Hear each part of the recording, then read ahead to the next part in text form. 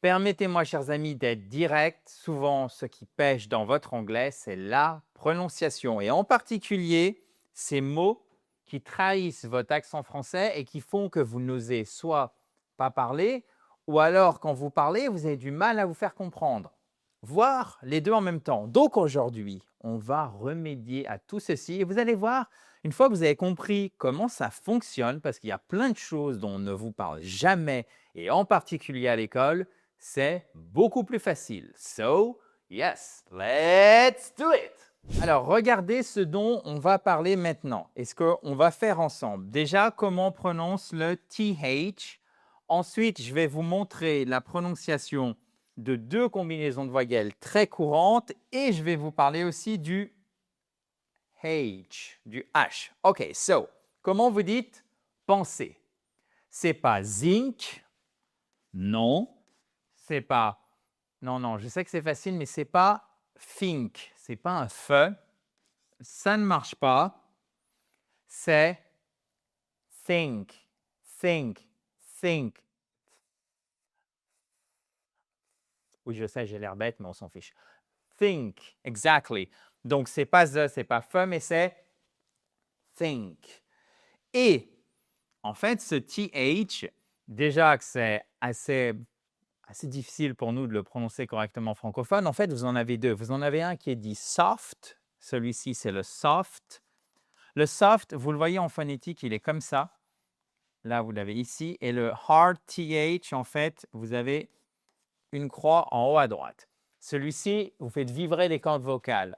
This. Mais de vous à moi, déjà, si vous le faites correctement, c'est-à-dire vous approchez du, ça ira beaucoup mieux parce que ce n'est ni un the, ni un fe, et évidemment pas un vink, un the, etc. Non. So, think this. This. Répétez avec moi. This. Think. Vous voyez, franchement, c'est pas mal du tout. Hein. They. Là, vous avez un hard TH, mais ce qui est intéressant, c'est que, vous voyez, ce EY qui se matérialise par ceci en phonétique, attention, ce n'est pas un est, surtout pas, absolument pas. C'est bien un a, they, OK? They, good. Parce que si vous dites they ou they, non, c'est pas ça, c'est they. C'est un son qui est vraiment puissant. C'est extrêmement important de bien les faire. Vous voyez, sur des mots qui pourtant sont très courants. Ensuite, vous avez la maison. La maison, c'est pas house. Non, non, c'est pas par exemple Dr House. Non, c'est house. Alors, non seulement vous prononcez le H, il est expiré en fait, comme si vous souffliez un peu. Vous voyez, vous soufflez sur une vitre pour faire de la buée. House. Mais c'est pas, on ne s'époumonne pas non plus. Hein, c'est pas un house. Et c'est pas un house. La très très grande majorité des mots qui commencent par un H voient ce H être prononcé, mais vous avez une exception, vous avez quelques exceptions, dont une exception notable qui est honest. Ici, le H, vous ne l'entendez pas, ça commence par un son voyelle que je vais essayer d'écrire correctement, voilà, en phonétique. Honest, et pas honest, non, non. Honest, OK? So, house. Et c'est OU, ce OU, c'est un, en fait, A, OU, OK? House. House. On les refait ensemble. Oui, je sais, je ne vous lâche pas, je suis pénible. Je sais, je sais. Je radote, mais c'est pas grave. C'est pour améliorer, toi, ton anglais, toi qui regardes cette vidéo. En tout cas, j'espère. Think this. They. Et pas they, OK? House et pas house. On y va, coolos quand même. Ensuite, parce que là, j'ai été sympa, on n'a toujours pas parlé de l'accent tonique. Les voyelles, c'est bien. La prononciation du TH, c'est top. La bonne prononciation du H, c'est parfait aussi. Mais la première chose à savoir en anglais, c'est où se trouve le stress. Le stress, c'est l'accent tonique qui se matérialise en phonétique par une apostrophe et qui indique que la syllabe suivante est porteuse donc d'une accentuation.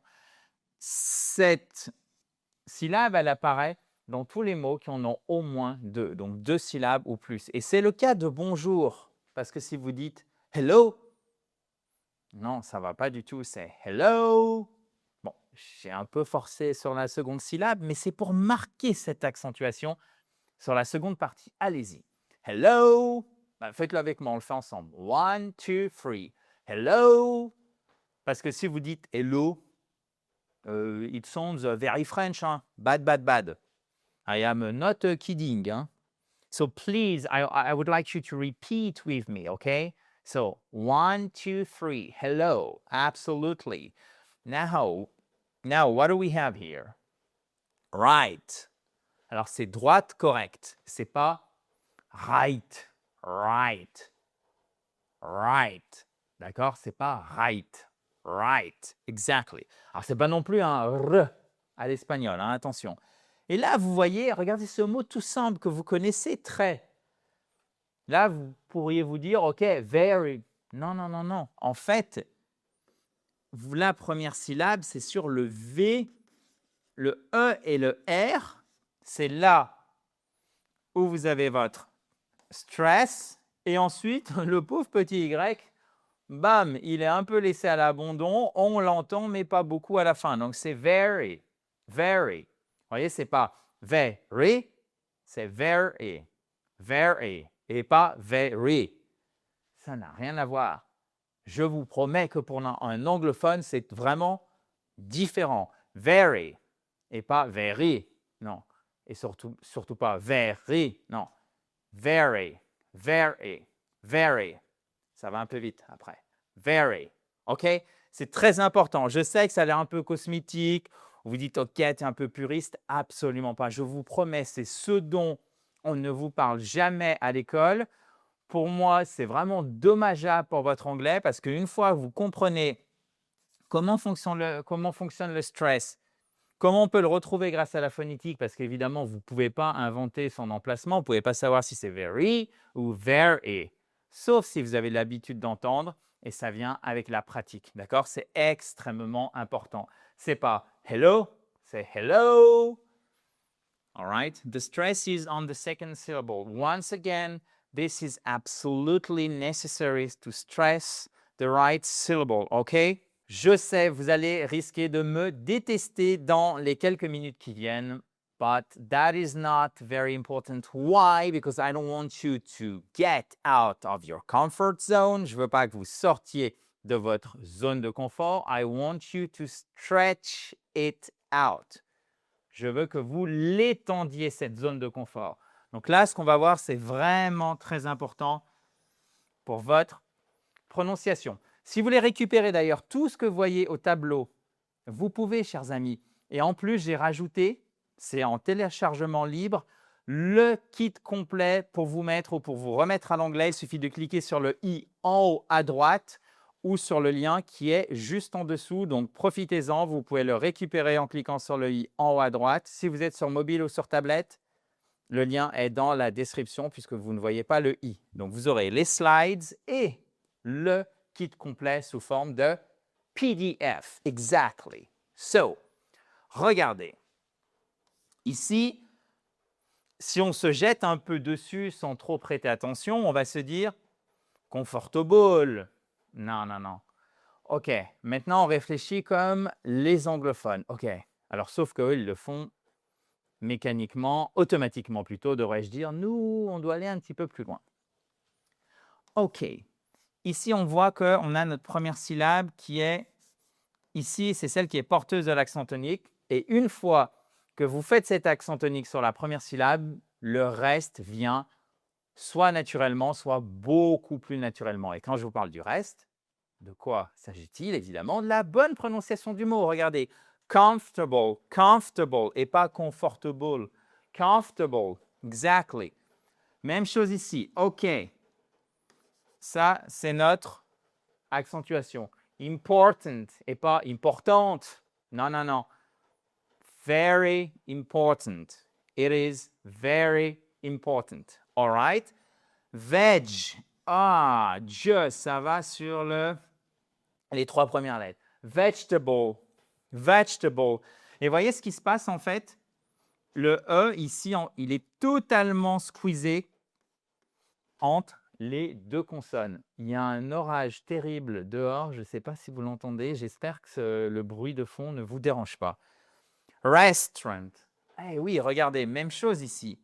Squeeze total, c'est pas I'm going to the restaurant and I like it. No, no, no. Restaurant. I'm going to the restaurant. Restaurant. OK? Et alors là, c'est très intéressant parce que c'est bien beau de faire l'accent tonique correctement. C'est une première étape, mais méfiez-vous des voyelles. Surtout quand le mot est identique ou quasiment identique à la langue de Molière, ce qui est le cas ici avec nature. Non, mais surtout pas. Quelle horreur je viens de prononcer. Mon Dieu, mon Dieu, mon Dieu. Les dieux de l'anglais vont me châtier à tous les coups. Il s'agit bien ici de nature. Vous voyez, c'est un mot, c'est puissant. Vous avez plein de sons comme ça qu'on appelle diphtongues, qui sont des doubles sons qu'on a vus juste avant, dans nature, dans house, dans... Non, c'est house, nature et hello. Le O de hello, c'est ce son-là. Hello, c'est pas un O, c'est pas hello. Non, c'est hello. Ça, c'est nature, vous voyez, c'est pas un E. Non, non, non, non. Et ça, c'est pas house, c'est pas un ous. House. All right. Nature, nature, nature. Et lorsque vous avez des adverbes assez longs, très facilement reconnaissables à la fin du mot avec ce L et ce Y, d'accord? Surtout quand ils sont donc un long, deux ils ressemblent au français, vous pouvez être sûr que ces mots-là sont souvent les plus, j'allais dire les plus piégeux en bon français, d'accord? Donc vraiment la première chose à faire, c'est vous allez chercher la phonétique, il ne faut même pas réfléchir. Et là, vous vous méfiez. Regardez pourquoi vous vous méfiez. Parce que, qu'est-ce qui se passe? Les points, à chaque fois, etc., ils délimitent les syllabes. Et là, on voit qu'en fait, on a le M, le A et le T qui forment la syllabe accentuée. Parce que nous, en tant que Français, et ou en tant que francophone, on se dit, OK, ma voyelle, c'est to, ma deuxième voyelle, tomati. On va le faire comme ça, en fait. On va découper notre mot comme ça. Sauf que ça ne marche pas en anglais. Les syllabes sont prononcées, sont formées différemment. Ce n'est pas les mêmes sons qui forment les syllabes. Donc, en fait, c'est très courant d'avoir une consonne qui termine une syllabe et d'avoir, par exemple, mat qui forme, excusez-moi, c'est un vrai déluge à l'extérieur. Oh, bah voilà, de la grêle, pardon. Vous allez me dire, j'en ai rien à faire, Adrien. Vous avez bien raison, désolé. J'aimerais pas être les voitures qui sont dehors. Bon, bref, automatically, OK? D'ailleurs, comment on dit la grêle? On fait avec ce qu'on a, hein? Hail. Exactly. OK. Bon, ce n'était pas prévu. Donc, ce n'est pas automatically, c'est automatically. Et en fait, une fois que vous faites bien votre stress ici, donc le stress, je vous rappelle que c'est la même chose que l'accent tonique, OK? Automatically, la prononciation vient tout seul. Et c'est pour ça que c'est vraiment magique, cet accent tonique. C'est mon point de prononciation préféré en anglais, parce que c'est ce qui n'existe pas en français. C'est ce dont vous n'avez souvent pas conscience et qui débloque votre accent. Donc, évidemment, votre spoken English. So, I would like you to repeat with me this beautiful list of words. So, what do we have here? Comfortable, okay, important, vegetable, restaurant, nature, automatically. Vous voyez, c'est quand même mieux que dire automatically, parce que là, what? Sorry, say again. No, automatically. Oh, automatically. Et là, il répète et vous dites, mais c'est exactement ce que je viens de dire.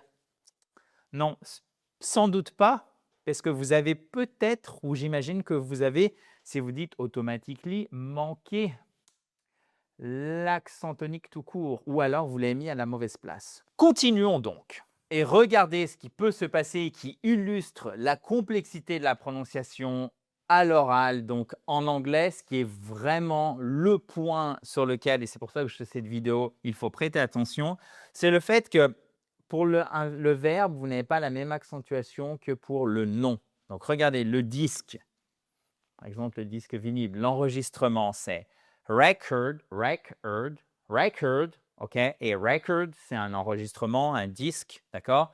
Et to record, en fait, vous passez de l'accentuation sur la première syllabe à la seconde syllabe, c'est enregistrer. Donc, to record. Et en plus, vous changez ici la prononciation de la voyelle, c'est un i court. Et là, évidemment, c'est notre prononciation, notre syllabe, pardon, c'était pour voir si vous suiviez accentué, c'est un e. Record, record, to record. OK. Ici, qu'est-ce que vous avez? Hop, accentuation, pardon, sur ces deux lettres. Technology, technology, technology, technology. Exactly. Importantly, importantly. Okay, on a vu important, importantly. That's an easy one. This one is very common, but very often mispronounced. All right? So what do we have here? Unfortunately. Regardez. Hop. C'est bon. Vous connaissez maintenant le secret le mieux gardé de la prononciation en anglais. Unfortunately, internationally,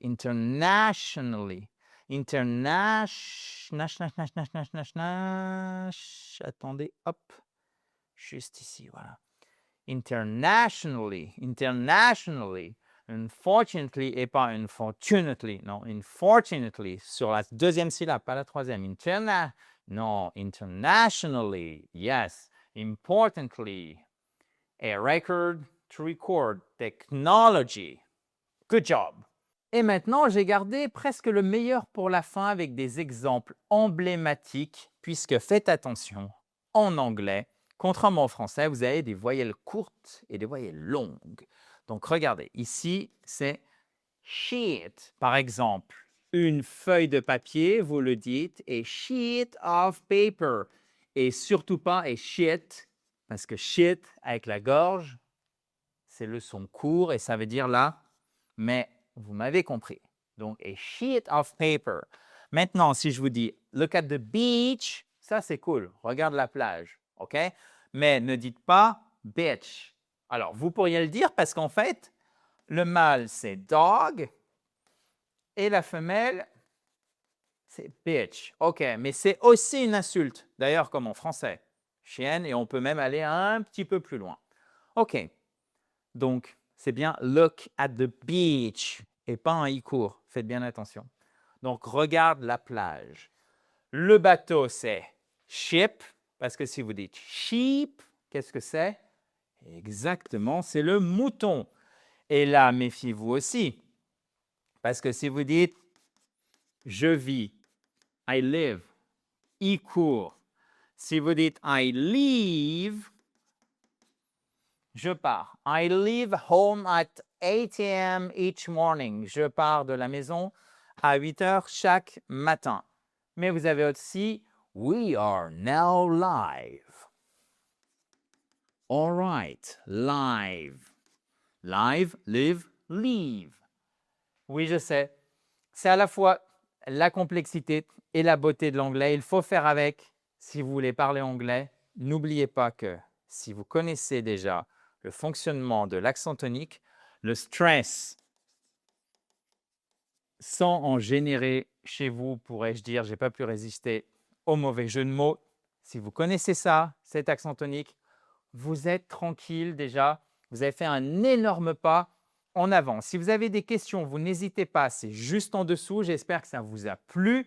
Si vous voulez tout télécharger, c'est en haut à droite, vous cliquez sur le i, vous avez le lien dans la description et en plus, vous pourrez aussi récupérer votre kit complet pour vous mettre ou pour vous remettre à l'anglais. Donc, n'hésitez pas, c'est fait pour vous, chers amis. So, talk to you very soon, exactly in a joyful atmosphere, dans la joie et la bonne humeur. Bye bye!